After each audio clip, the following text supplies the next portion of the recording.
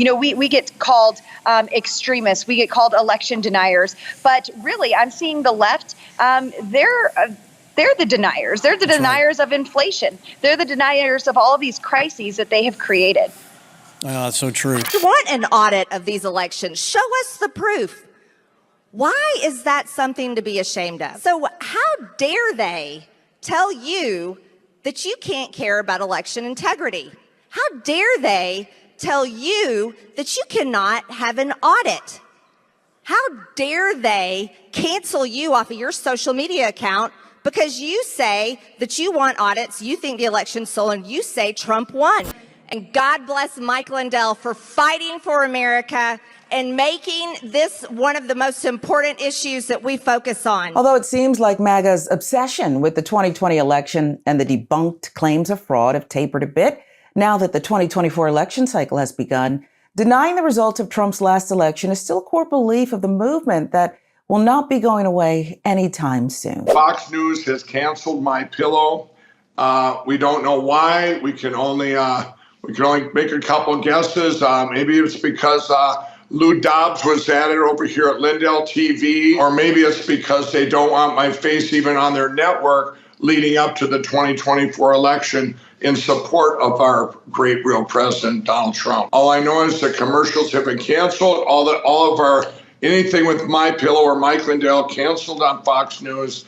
And please help us to support us and during this time of cancellation. I believe this is all about stopping me from talking about the election platforms and the elections, and this to getting rid of my voice. Well, it seems like capitalism and the Republicans' beloved free market have finally caught up with Mike Lindell.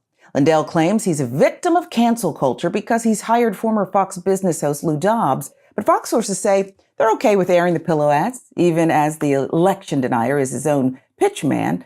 But it's his overdue bills that they are not willing to endure. He owes them a lot of money for those commercials. You're spending $1 million to $2 million a week. They've essentially told you your money's no good here.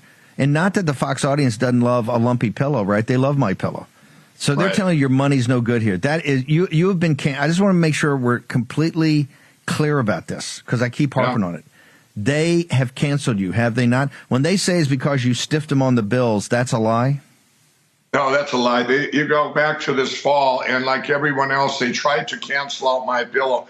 They squished our credit line in, and we complied, and we spent about $1 million a week. Well, actually, it was closer to $2 million probably in December alone.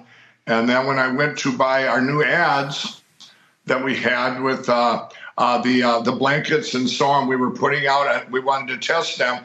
And that was with cash. Here's $500,000 tested, and they turned us down. We just brought Lou Dobbs over to my network on Monday. You're doing this on Wednesday. You know, Steve, it could be, too, they're afraid of competition. I don't know. By what Fox has done to myself and My Pillow, to attack a company that is employee-owned just because their CEO is out there wanting to secure our election platform, and they're worried about his network, Lindell TV, that are out there every day speaking about what a great president Donald Trump is and what he's our real president. In the world of Lindell, Bannon, and the MAGA movement, entitlement fuels their ways. They believe they can get away with all the lies they've been spreading because they are closely tied to the principles this country was founded on.